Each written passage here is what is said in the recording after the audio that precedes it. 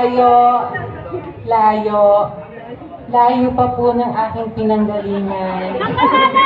Ang baba po ng mic.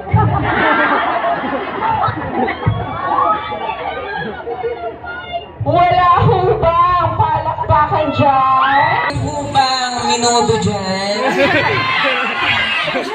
Joke lamang po. If people hate you, never try hard to change yourself. Just ignore them and always remember that being unique is better than being a fake person.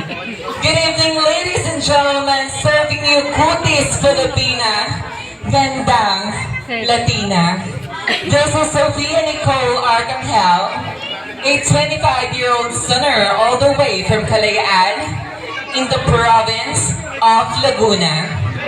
And I am proud and honored to say that I am one of your semi-finalists in the most prestigious trans pageant here in the Philippines, the Miss International Queen Philippines.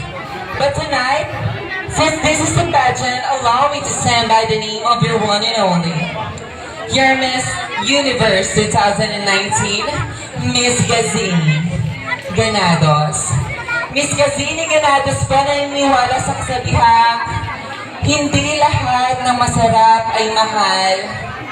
Tulad mo, masarap ka nga, hindi ko naman minahal.